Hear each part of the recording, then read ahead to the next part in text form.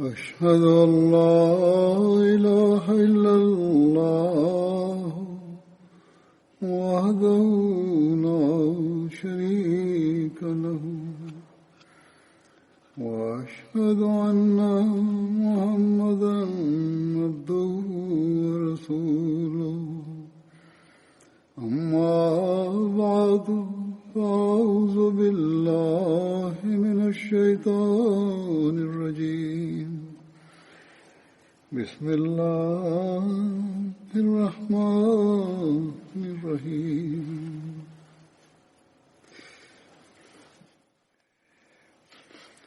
الحمد لله رب العالمين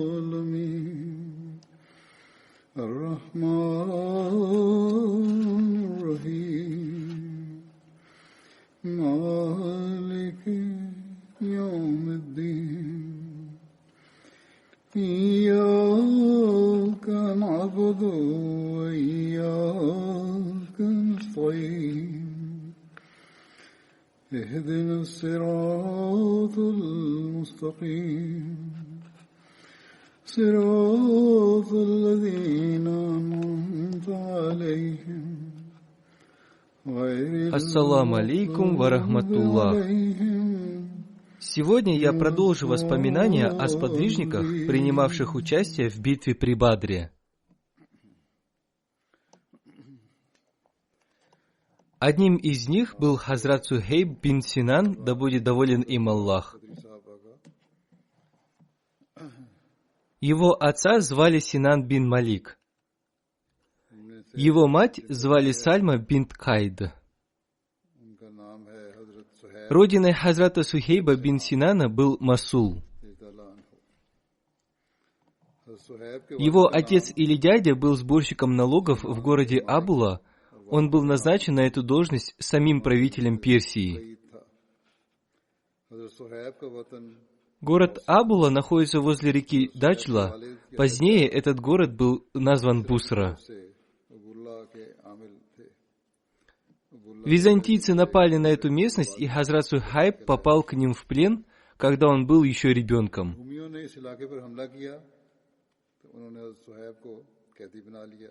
Абуль-Касым Магриби написал, что Хазрата Сухейба звали Умейра, но византийцы назвали его Сухейбом.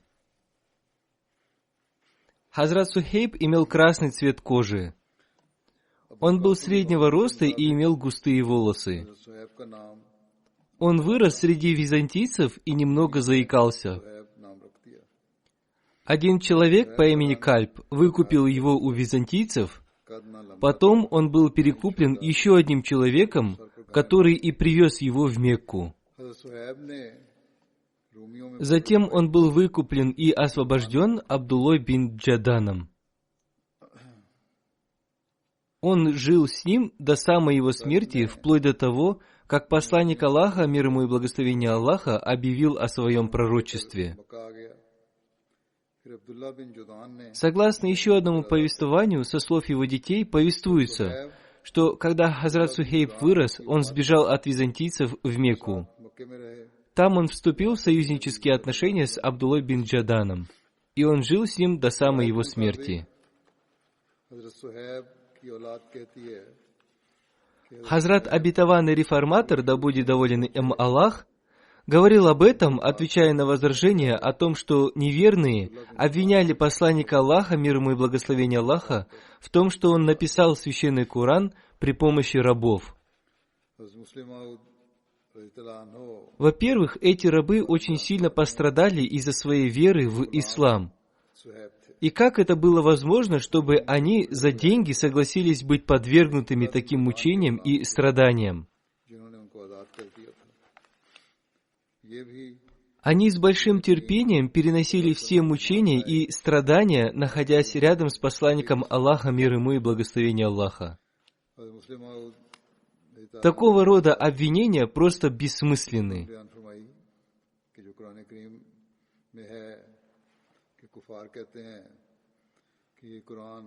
Они выносили все эти мучения только ради веры в Аллаха и Его посланника, мир ему и благословение Аллаха, и только ради того, чему они учились у посланника Аллаха, мир ему и благословение Аллаха, и они твердо верили в откровение Всевышнего Аллаха. Как бы то ни было, эти его слова были сказаны в ответ на такие возражения.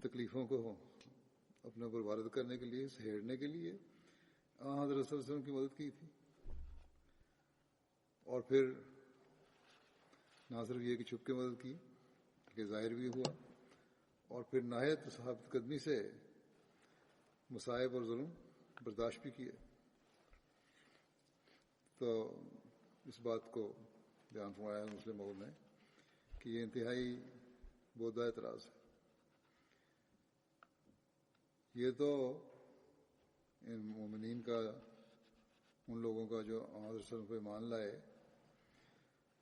खुदा ताला और उसके रसूल पर ईमान था जिसने उन्हें साबित कर दिया। Хазрат Амар бин Ясир, да будет доволен им Аллах, повествует: «Я встретился с Хазратом Сухейбом бин Синаном у ворот Даруль-Аркам. В то время посланник Аллаха, мир ему и благословение Аллаха, находился в Даруль-Аркам. Я спросил у него: с каким намерением ты пришел сюда? В ответ Хазрат Сухейб спросил меня, с каким намерением я пришел сюда. Я ответил, что желаю встретиться с Мухаммадом и послушать его. Хазрат Сухейб сказал, что и он пришел с таким же намерением.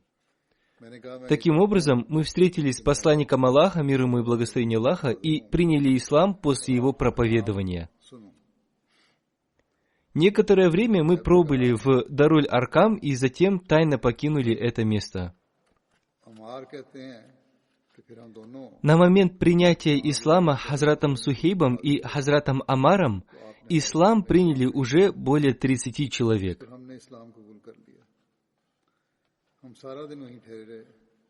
Хазрат Анас, да будет доволен им Аллах, повествует, что посланник Аллаха, мир ему и благословение Аллаха, изрек: есть 4 человека, которые опередили других в принятии ислама. Из арабов это я, из византийцев Сухейб, из персов Салман, из абиссинцев Билял.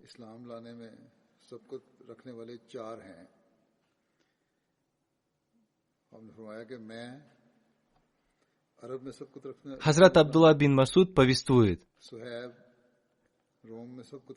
самыми первыми ислам приняли 7 человек.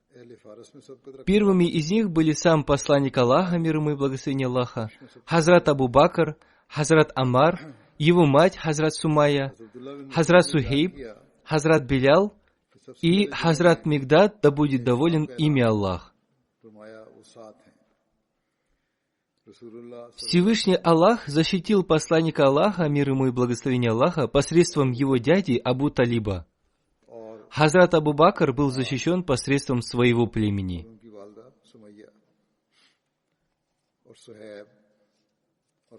Относительно этих мыслей повествующего я разъяснил в своей предыдущей проповеди. Посланник Аллаха, мир ему и благословение Аллаха, и Хазрат Абу Бакр, да будет доволен им Аллах, тоже страдали. И если они не пострадали в начале, то позднее они все равно подверглись страданиям.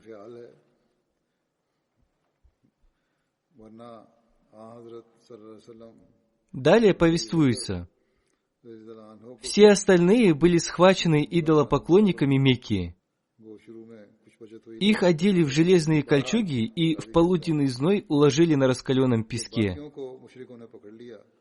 Все они, кроме Хазрата Биляля, по причине невыносимой боли исполнили их желание. Хазрат Билял полностью растворился в своей любви ко Всевышнему Аллаху. Его унижали из-за его низкого происхождения. Неверные отдали его в руки детей, которые гоняли его по улицам Мекки. Но он произнесил только одно слово — «Ахад» — «Един».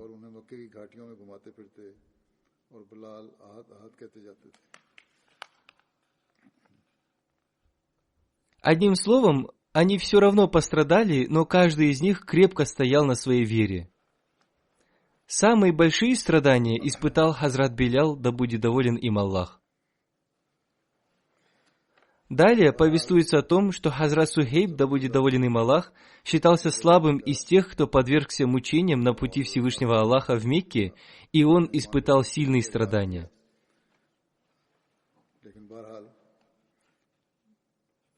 Еще в одном месте повествуется о том, что Хазрат Амар бин Ясир подвергался таким мучениям, что иногда он не понимал, что он делает. В таком же состоянии находились Хазрат Сухейб, Хазрат Абу Файд, Хазрат Амир бин Фухейра и другие сподвижники, да будет доволен ими Аллах. Относительно этих сподвижников Всевышний Аллах ниспослал следующий аят.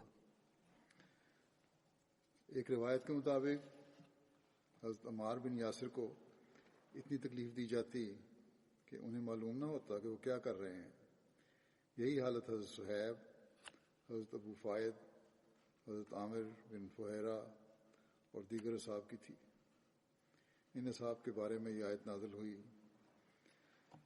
कि सुम्मा इन्ना रब्बका लिल्लज़ीना हाजरू मिन बाद। Потом, воистину, Владыка Твой к тем, которые переселились после того, как были подвергнуты они испытанию, затем сражались и терпели. Воистину, Владыка Твой после этого всепрощающий, милосердный. Согласно другому повествованию, теми, кто последними совершили переселение в Медину, были Хазрат Али и Хазрат Сухейб бин Синан, да будет доволен ими Аллах. Это событие произошло в середине месяца Рабиуль-Авваль. В то время посланник Аллаха, мир ему и благословение Аллаха, был в Кубе и еще не достиг Медины. Согласно еще одному повествованию, когда Хазрат Сухейб с целью совершения переселения выехал из Мекки в Медину, некоторые из неверных отправились за ним в погоню.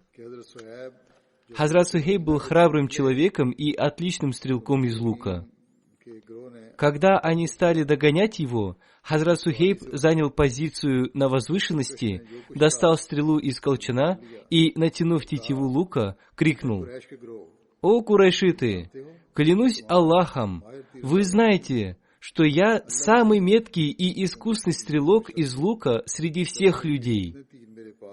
Вы доберетесь до меня не раньше, чем каждый из имеющихся у меня стрел будет убит один человек. После этого я буду драться с вами своим мечом, пока я держу его в руке». Один из преследователей сказал: «Клянусь Аллахом, мы не позволим уйти тебе невредимым и с деньгами. Ты пришел в Мекку нищим, а затем разбогател и добился того, что имеешь». Хазрат Сухейб спросил: «А если я оставлю вам все мои деньги, вы позволите мне продолжать путь?» «Да», — ответили они. Хазрат Сухейб рассказал им, где хранить свои деньги в Мекке. Вернувшись в Мекку, преследователи забрали деньги Хазрата Сухейба и затем отпустили его. Таким образом, Хазрат Сухейб вместе со своей семьей переселился в Медину. Он пришел к посланнику Аллаха, мир ему и благословение Аллаха, и сообщил ему, что он переселился в Медину, отдав все свое имущество. В этой связи посланник Аллаха, мир ему и благословение Аллаха, изрек: «Твоя торговля не принесла тебе убытка. Напротив, твоя сделка принесла тебе выгоду». Еще в одном повествовании говорится, что Хазрат Сухейб совершил переселение в Медину в то время, когда посланник Аллаха, мир ему и благословение Аллаха, находился в Кубе. Вместе с ним были Хазрат Абу Бакр и Хазрат Умар, да будет доволен ими Аллах. Перед ними лежали свежие финики, которые принес Хазрат Кульсум бин Хадам, да будет доволен им Аллах. И Хазрат Сухейб, да будет доволен им Аллах, тоже приехал туда. Посланник Аллаха, мир ему и благословение Аллаха, увидел, что Хазрат Сухейб, находясь в очень жалком состоянии и с воспаленным глазом, ел спелый финик. Посланник Аллаха, мир ему и благословение Аллаха, чтобы взбодрить его, в шутку задал ему вопрос: «Как ты ешь финик, если у тебя левый глаз болен?» Хазрат Сухейб, поняв, что посланник Аллаха, мир ему и благословение Аллаха, шутит с ним, ответил: «Не беспокойся, я ем его правой стороной, то есть той, на которой был здоровый глаз».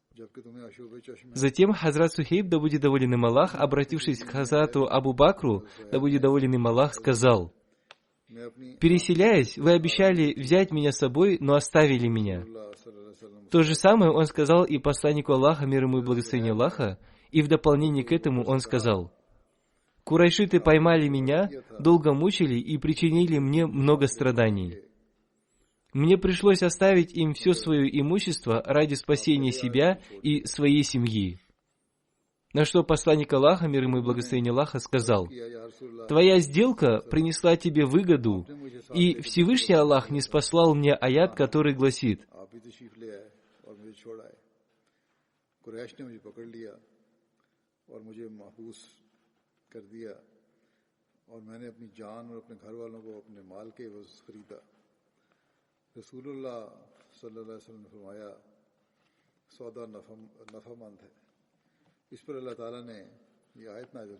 «И из людей есть такие, которые продают самих себя Аллаху, желая снискать довольство Аллаха, и Аллах сострадателен к слугам».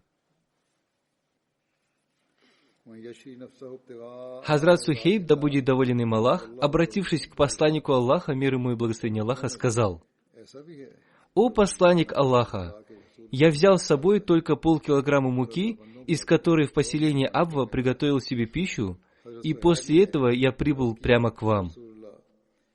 То есть у него в этой поездке с собой было так мало еды. Хазрат обетованный реформатор, да будет доволен им Аллах, сказал: «Среди этих арабов был и Хазрат Сухейб, удачливый торговец, которого племя Курайш продолжало истязать даже после его освобождения. Когда посланник Аллаха, мир ему и благословение Аллаха, покинул Мекку, чтобы обосноваться в Медине, Хазрат Сухейб хотел последовать за ним, но мекканцы остановили его. «Он не может покинуть Мекку», — сказали они, «ибо все свое состояние он нажил именно в Мекке». Хазрат Сухейб предложил им все свое состояние и все сбережения, если они позволят ему уйти, и мекканцы согласились.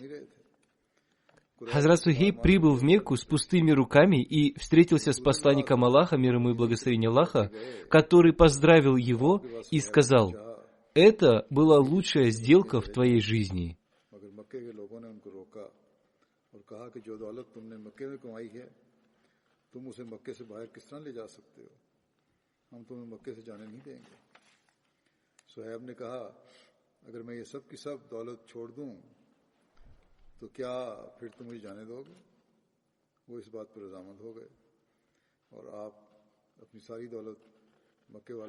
Это значит, что раньше они любили деньги и имущество, но теперь они оставили все свое имущество в обмен на веру.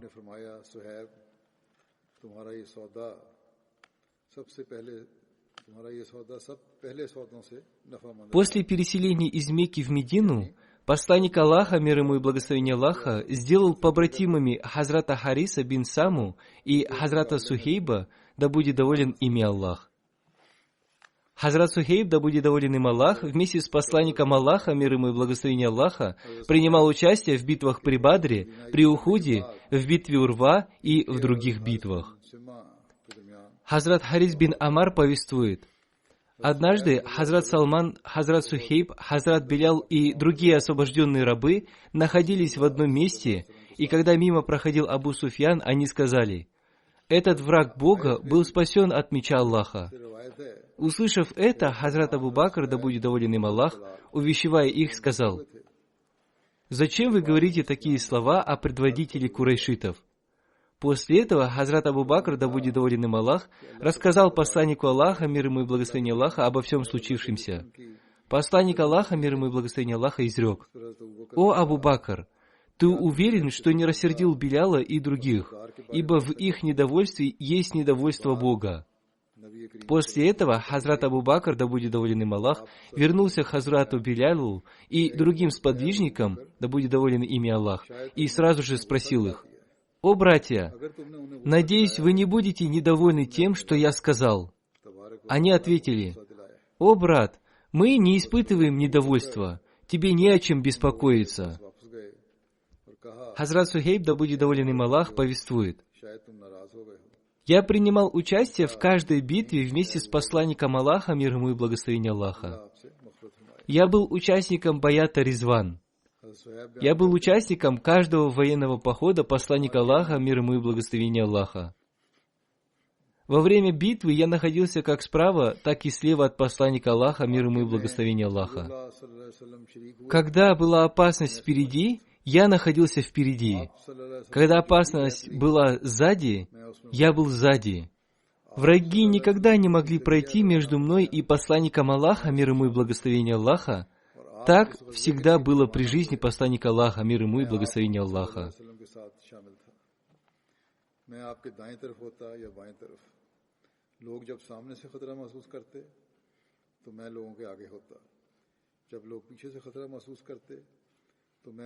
Хазрат Сухейб, да будет доволен им Аллах, будучи в пожилом возрасте, всегда рассказывал людям о событиях своего участия в битвах. Хазрат Сухейб, да будет доволен им Аллах, говорил на арабском языке с акцентом. То есть он не говорил как араб.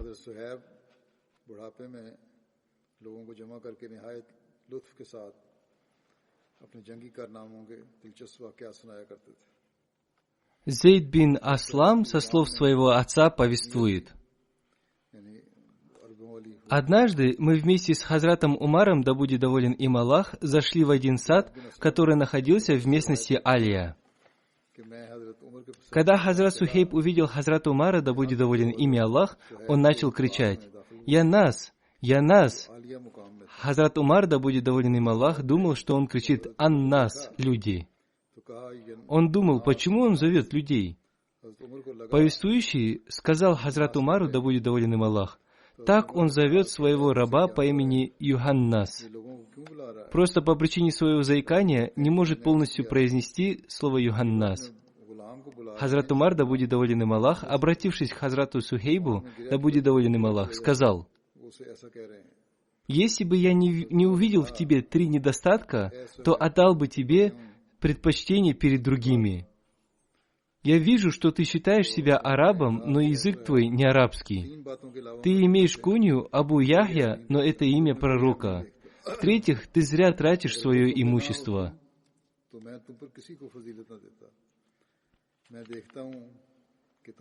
Хазрат Сухейб, да будет доволен им Аллах, ответил: «Я трачу свое имущество там, где это необходимо. Что касается моей куньи, то так назвал меня посланник Аллаха, мир ему и благословение Аллаха, и я никогда не оставлю ее. Что касается моего арабского языка, то еще в детстве византийцы взяли меня в плен, и поэтому я изучал их язык. Я из племени Намар бин Касида».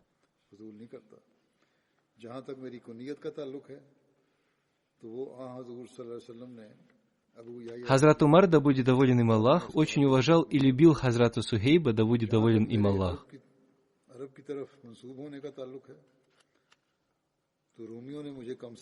Хазрат Умар завещал, чтобы его погребальную молитву возглавил Хазрат Сухейб, и также он возглавлял молитвы до избрания следующего халифа.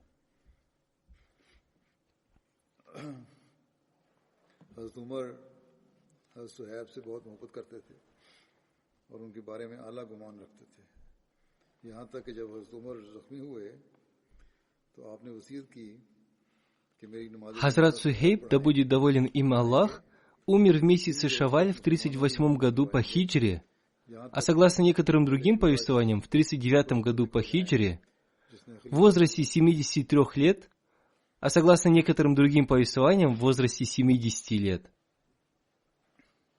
Он был похоронен в Медине. Следующий сподвижник — Хазрат Саад бин Раби, да будет доволен им Аллах. Он был из числа ансаров из племени Хазрадж бану Хариса. Его отца звали Раби бин Амар. Его мать звали Хузейля бинт Инаба. Он имел 2 жен, Амру бин Хазан и Хабибу бин Зейд. И имел 2 дочерей, одну из них звали Умми Саад, по другой версии Умми Саид. Ее настоящее имя было Джамиля. Хазрат Саад умел читать и писать еще во времена невежества. В то время очень мало людей владело грамотой. Он был вождем племени Бану Харис. Хазрат Абдулла бин Раваха тоже был одним из вождей этого племени. Хазрат Саад принимал участие в первом и втором обете верности при Акабе.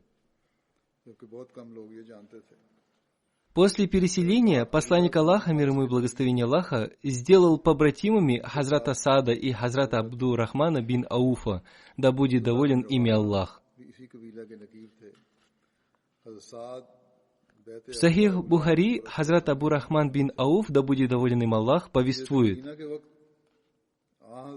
после переселения в Медину посланник Аллаха, мир ему и благословение Аллаха, сделал побратимами Хазрата Абдур-Рахмана и Хазрата Саата ибн Ар-Рабия аль-Ансари. Хазрат Саад предложил своему брату Хазрату Абдур-Рахману ибн Ауфу выбрать любой из двух его садов и любую из двух его жен. Хазрат Абдур-Рахман отказался от его предложения и попросил указать ему место, где находится базар. Хазрат Абдур-Рахман начал заниматься торговлей и вскоре начал зарабатывать хорошие деньги.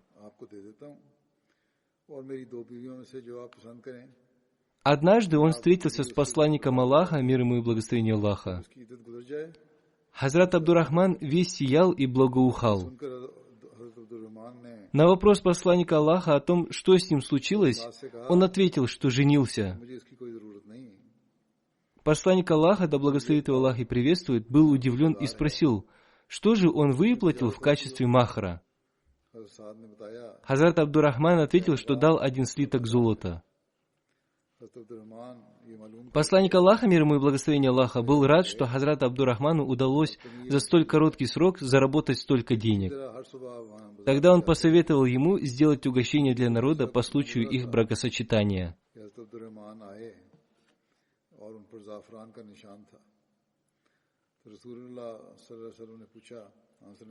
Посланник Аллаха, мир ему и благословение Аллаха, наставил его в том, чтобы он приготовил угощение по мере своих возможностей.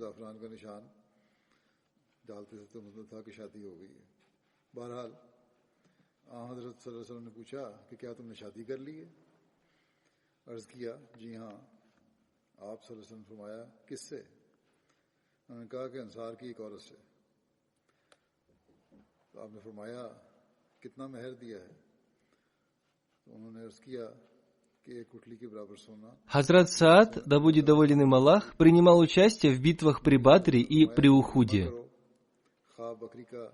В битве при Ухуде он обрел мученическую смерть. Во время боя посланник Аллаха, да благословит его Аллах и приветствует, сказал: «Кто тот мужчина, который узнает для меня, что стало с Саадом ибн Ар-Раби?» Один из ансаров вызвался сделать это и отправился искать его среди убитых. Он нашел Саада раненым и неподвижным при последнем издыхании. Он сказал ему: «О Саад, посланник Аллаха, да благословит его Аллах и приветствует, велел мне узнать, жив ты или мертв». Саад ответил: «Воистине, я уже среди умерших.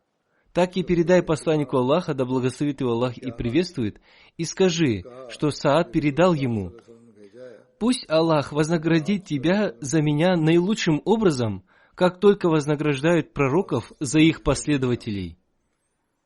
И передай своему народу мои пожелания мира и скажи им, что Саад говорит: поистине, у вас не будет оправдания перед Аллахом, если они доберутся до вашего пророка, пока ваши глаза открыты, то есть пока вы живы».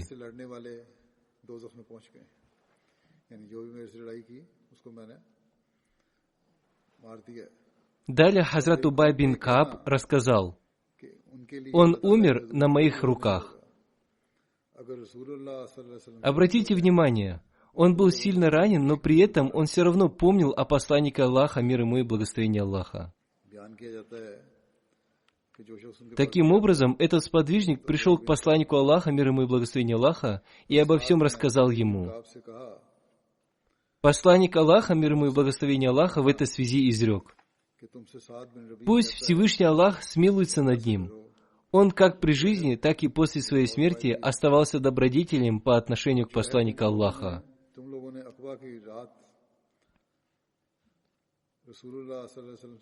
Хазрат Саад бин Раби и Хазрат Хаджа бин Зейд, да будет доволен ими Аллах, были похоронены в одной могиле.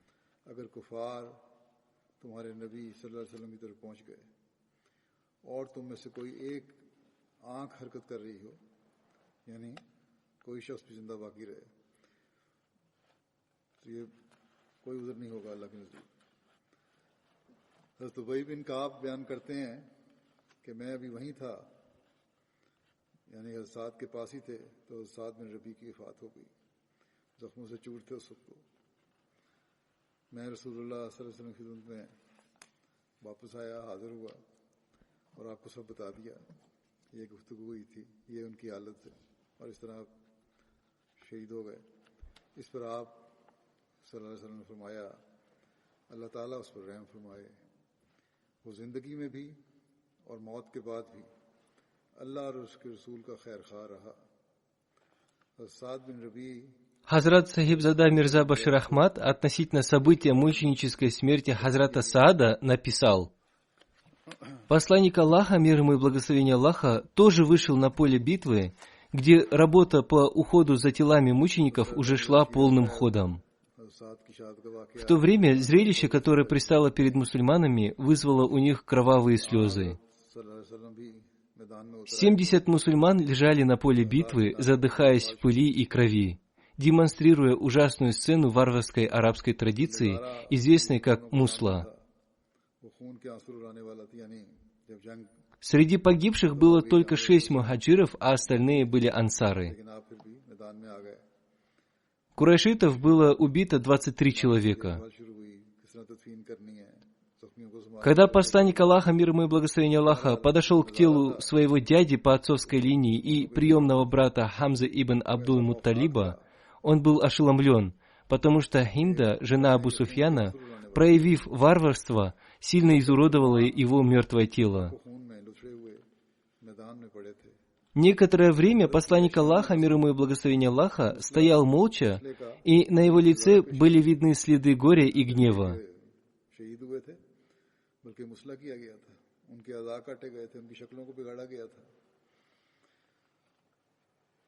इन मकतूलीन में आप लिखते हैं कि इन मकतूलीन में सिर्फ 6 मुहाजिर थे और बाकी सब अंसार से ताल्लुक़ रखते थे। कुरैश के मकतूलों की तादाद 23 थी। जब हज़रत सल्लल्लाहु अलैहि वसल्लम На мгновение посланник Аллаха, мир ему и благословение Аллаха, даже подумал про себя, что пока эти кровожадные звери Мекки не отведают своего собственного лекарства, возможно, они никогда не одумаются. Но посланник Аллаха, мир ему и благословение Аллаха, удержал себя от осуществления этой мысли и проявил терпение. Но на самом деле, после этого посланник Аллаха, мир ему и благословение Аллаха, навсегда запретил обычай мусла в исламе и сказал, что враг может делать все, что ему заблагорассудится, но мусульмане должны при любых обстоятельствах воздержаться от такой варварской практики и следовать путем добродетели и благожелательности.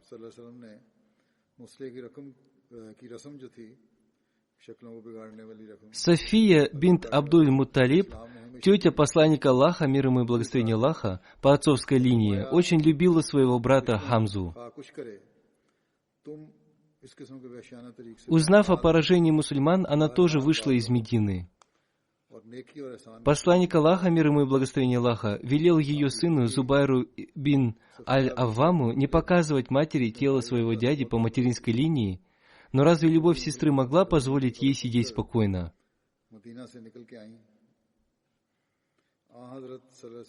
«Позвольте мне взглянуть на тело Хамзы», — настаивала она. «Я обещаю проявить терпение и не произнесу ни слова жалобы». Увидев изуродованное тело своего брата, она лишь сказала: «Инна лиляхи ва инна иляхи раджиун». Воистину, Аллаху мы принадлежим, и воистину к Нему мы возвращаемся.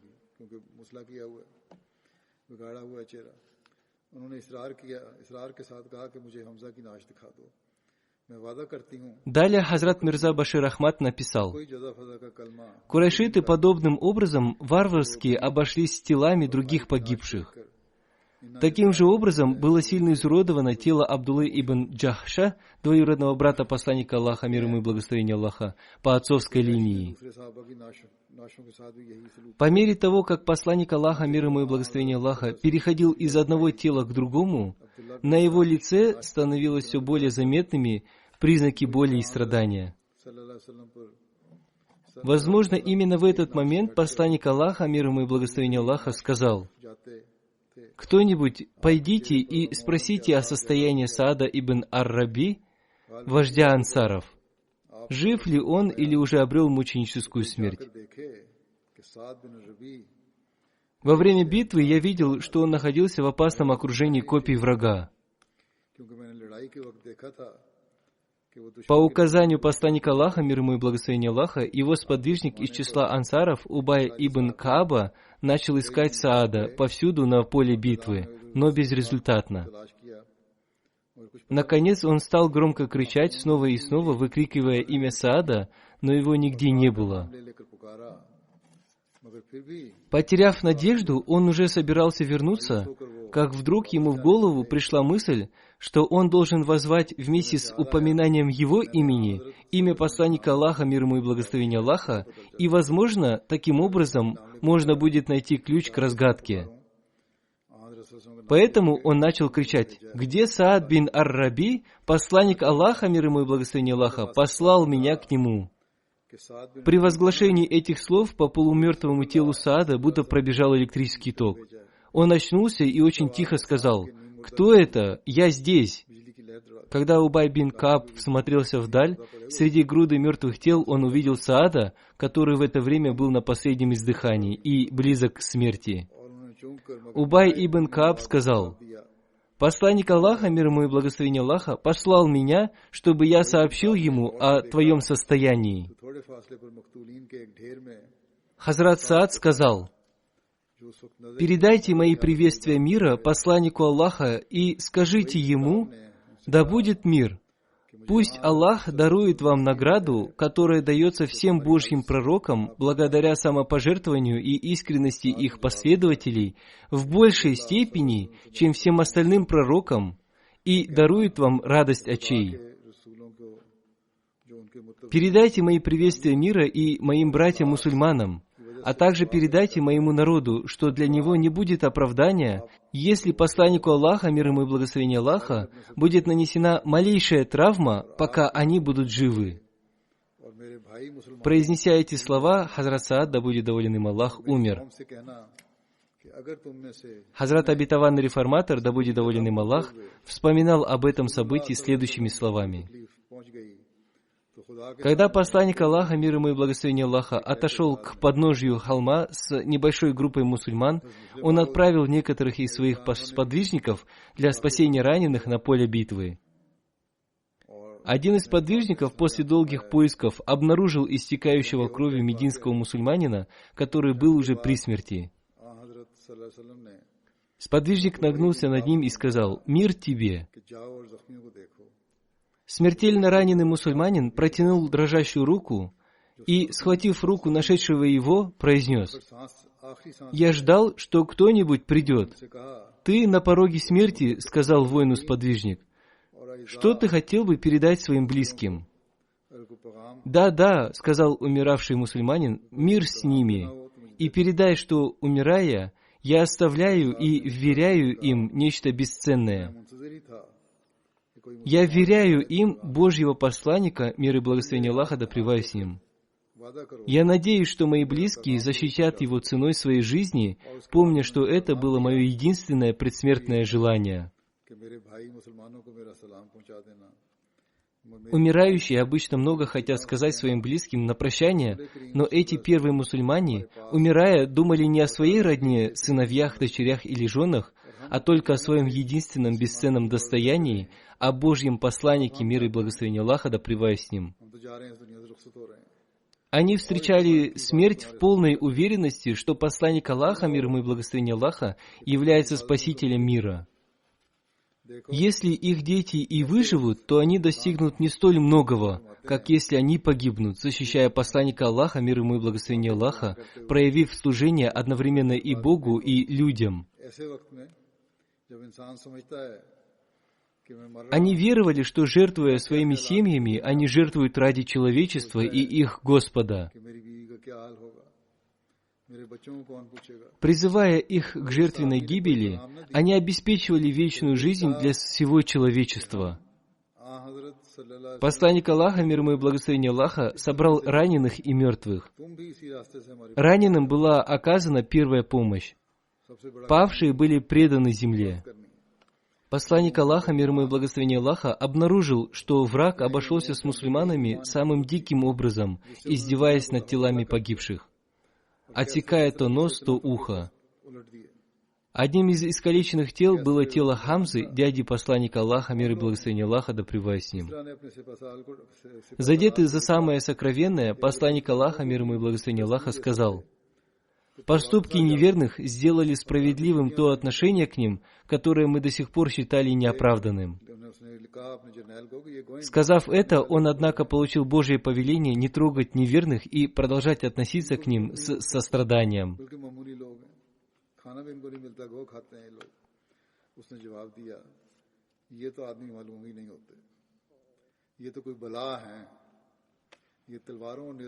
Однажды дочь Хазрата Саада подошла к Хазрату Абу Бакру, да будет доволен ими Аллах, и Хазрат Абу Бакр расстелил перед ней свою накидку.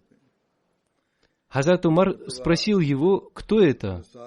Хазрат Абу Бакр ответил: «Она дочь того, кто был лучше нас с тобой». Хазрат Умар сказал: «О халиф пророка, мир и благословение Аллаха, да пребывает с ним, кто он?» Хазрат Абу Бакр ответил: «Это тот, кто погиб во времена посланника Аллаха, мир ему и благословение Аллаха. Он нашел себе место в раю, мы же с тобой остались позади него». Хазрат Джабир ибн Абдуллах, да будет доволен им Аллах, и его отцом передал: «Мы отправились вместе с посланником Аллаха, мир ему и благословение Аллаха, к одной женщине из числа ансаров на рынок, и туда пришла женщина с 2 дочерями и сказала: «О посланник Аллаха, это дочери Саада ибн Ар-Раби, который погиб в битве при Ухуде, участвуя в ней вместе с тобой, и их дядя со стороны отца забрал себе все их наследство, ничего не оставив им. Что ты об этом скажешь, о посланник Аллаха? Ведь, клянусь Аллахом, им не выйти замуж, не имея имущества». Посланник Аллаха, мир ему и благословение Аллаха, сказал: «Аллах вынесет решение по этому делу». И тогда был ниспослан аят из суры Ан-Ниса женщины. Посланник Аллаха, мир ему и благословение Аллаха, изрек: «Позовите ко мне женщину и того человека». И он сказал тому мужчине: «Отдай им 2/3, их матери 1/8, а остальное оставь себе».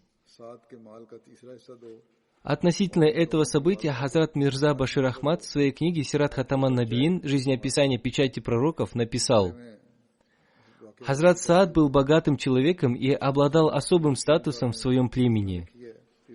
У него не было мужского потомства, а только 2 дочери и жена. До этого посланнику Аллаха, мир ему и благословение Аллаха, не было открыто никаких новых предписаний относительно раздела наследства. Таким образом, наследство делилось между наследниками в соответствии с древним обычаем, согласно которому, если у покойного не было мужского потомства, его родственники по отцовской линии вступали во владение наследством, а вдова и дочери оставались с пустыми руками. Поэтому после мученической кончины Хазрата Саада ибн Ар-Раби, его брат завладел всем наследством, а его вдова и дочери остались совершенно без поддержки. Встревоженная этим горем, вдова Хазрата Саада предстала перед посланником Аллаха, мир ему и благословение Аллаха, вместе со своими 2 дочерями и выразила свое горе, рассказав ему всю их историю. Этот вызывающий боль рассказ ранил чистый нрав посланника Аллаха, мир ему и благословение Аллаха, но поскольку никаких предписаний относительно этого от Бога ему еще не было открыто, он изрек: Подождите некоторое время, и решение будет дано согласно предписаниям, которые откроет Бог. Таким образом, посланник Аллаха, мир ему и благословение Аллаха, воззвал к Богу, и вскоре ему были открыты несколько аятов о разделе наследства, которые также были ниспосланы в суре Ан-Ниса.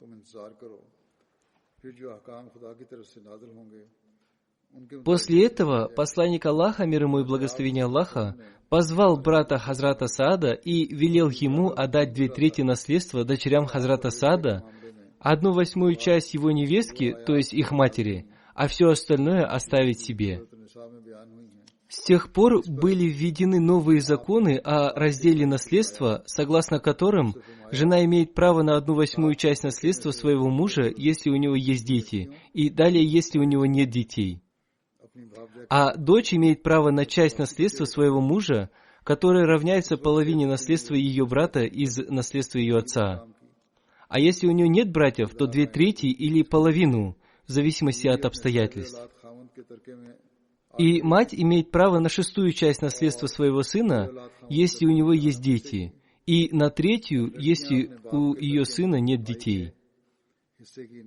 Также фиксировались и доли наследства других наследников, и таким образом возвращалось единственное право женщины, которое некогда было у нее отнято.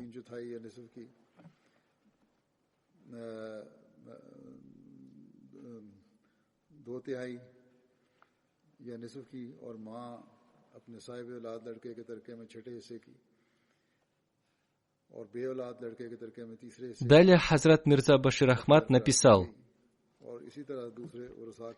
в данном случае было бы уместно отметить, что среди основных особенностей учения посланника Аллаха, мир и благословение Аллаха да пребывает с ним, есть одно отличие, которое состоит в том, что он полностью защитил все законы и права женщин.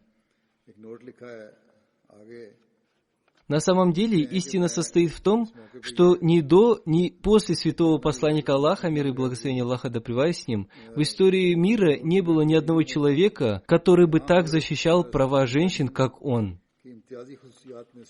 В вопросах наследования, брака, супружеских отношений, развода, в праве владения личным имуществом, в праве пользования своим личным имуществом, в праве на образование, в праве опеки и воспитания детей, в праве участия в государственных и домашних делах, в вопросе личной свободы, в религиозных правах и обязанностях, во всех религиозных и мирских областях, где только может принимать участие женщина, посланник Аллаха, мир и благословение Аллаха да пребывает с ним, признал все их законы и права и провозгласил, что защита прав женщин является священным доверием и долгом, дарующим его общине. Именно по этой причине женщины Аравии считали пришествие святого посланника Аллаха, мир и благословение Аллаха да пребывает с ним, вестью о спасении. और इसके हुकूक की हिफाजत को अपनी उम्मत के लिए एक मुकद्दस इमानत और फ़र्ज़ के तौर पर करार दिया है। यही वजह है कि अरब की औरत आपकी बेइज्जत को अपने लिए Я был вынужден отвлечься от своих мыслей, и в дополнение я хочу уточнить, что учение посланника Аллаха, мир ему и благословение Аллаха, о женщинах действительно стоит на таком высоком месте, которого не смогла достичь ни одна религия и ни одна цивилизация. Совершенно очевидно, что это прекрасное учение святого посланника Аллаха, мир ему и благословение Аллаха, основано на той глубокой истине, что среди всех вещей этого мира есть вещи, которым он был расположен. Согласно его словам, из всех вещей в этом мире мне по нраву женщины и благоухания, и молитва является прохладой моих глаз. Сегодня в мире много говорится о правах женщин, но все эти слова никак не связаны с истинными правами и свободами женщин. Те ограничения, которые накладываются исламом на права женщин, сделаны ради защиты их чести, уважения, семейного покоя и воспитания будущего потомства. Некоторые выдвигают возражения относительно этих прав, однако истина заключается в том, что вне ислама невозможно найти столько прав и свобод для женщин. В этом и состоит истинное учение ислама. इज्जत कायम करने और घरों के सुकून और अगली नस्ल की तरबियत के लिए रखी हैं। Пусть Всевышний Аллах одарит их возможностью избежать зла и порчи этого мира. Пусть будет так, чтобы наши женщины поняли высокий статус женщины в исламе. Некоторые из женщин иногда следуют за мирской свободой, которая никогда не создавала никакой религии. Напротив, эту свободу создали так называемые организации и движения в защиту прав женщин. Пусть Всевышний Аллах даст возможность и мужчинам соблюдать права женщин согласно учению ислама, во имя установления атмосферы спокойствия и мира.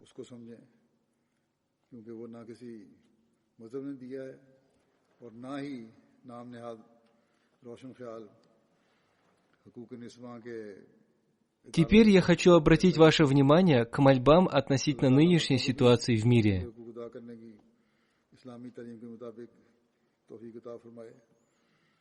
Пусть Всевышний Аллах удалит эту пандемию и стихийные бедствия из мира. Пусть Всевышний Аллах одарит разумом человечество, чтобы оно поняло, что его спасение зависит от поклонения Богу и соблюдения прав других людей. Пусть Всевышний Аллах сделает так, чтобы благодаря их жертвам были удалены порча и смута. Пусть Всевышний Аллах одарит разумом правительства, чтобы они правили, соблюдая справедливость. Пусть Всевышний Аллах спасет каждого мусульманина Ахмади от порчи и смуты, которые происходят в США.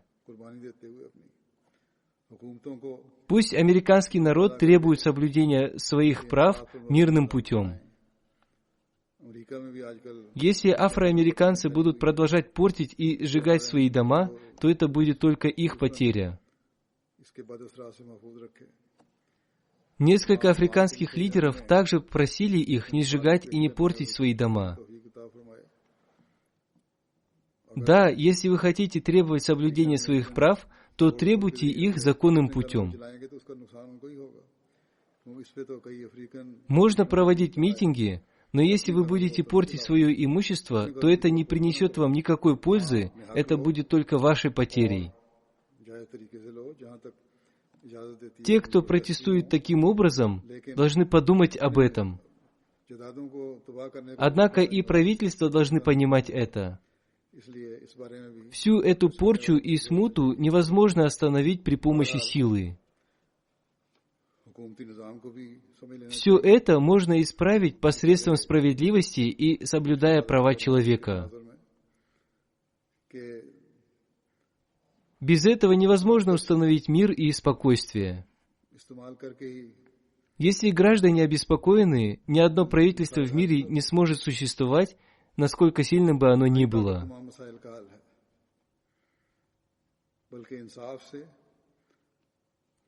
Пусть Всевышний Аллах удалит всю эту смуту. Пусть будет так, чтобы правительства соблюдали права своих народов. Пусть будет так, чтобы люди выражали свои протесты мирным и законным путем. Также должно подумать и правительство Пакистана, в котором из-за страха перед муллами государственные органы подвергают мучениям мусульман Ахмади. Им уже давно следовало прекратить это делать. Пусть они извлекут урок из истории.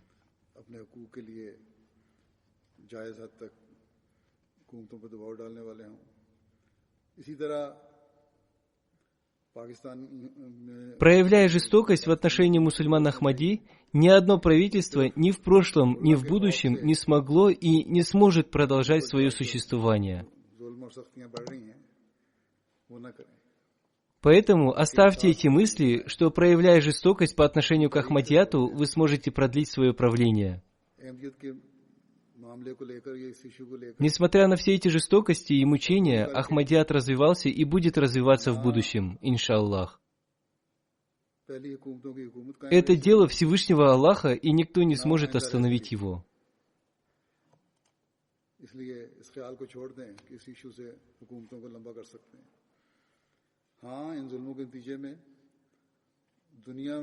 Одним словом, мы молимся о том, чтобы Всевышний Аллах везде, по всему миру, прекратил беспорядки такого рода, смуты, порчу и жестокость. Пусть будет так, чтобы человечество получило урок от этой пандемии и изменило свое состояние. Пусть Всевышний Аллах одарит мусульман Ахмади возможностью еще больше поклоняться Богу и служить человечеству, чтобы мы смогли снискать все большую и большую любовь Всевышнего Аллаха, чтобы мы поскорее своими собственными глазами увидели развитие Ахмадията. Аминь. और उसके बंदों का हक अदा करने की तौफीक मिले ताकि हम ज़्यादा से ज़्यादा अल्लाह ताला का प्यार हासिल करने वाले बन सकें और तरक्कियात को जल्द से जल्द अपने सामने होता हुआ देख सकें.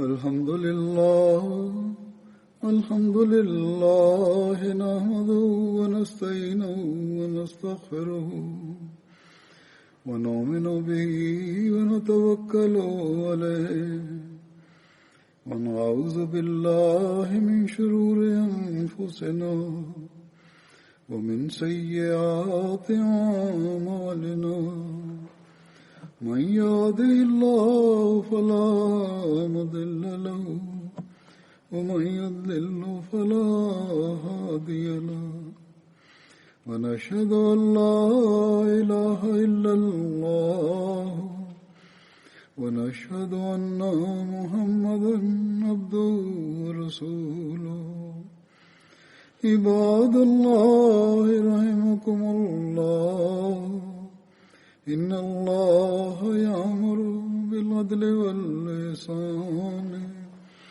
وإيتاء ذي القربى وينهى عن الفحشاء والمنكر والبغي يعظكم لعلكم تذكرون اذكروا الله يذكركم وادعوه يستجب لكم ولذكر الله أكبر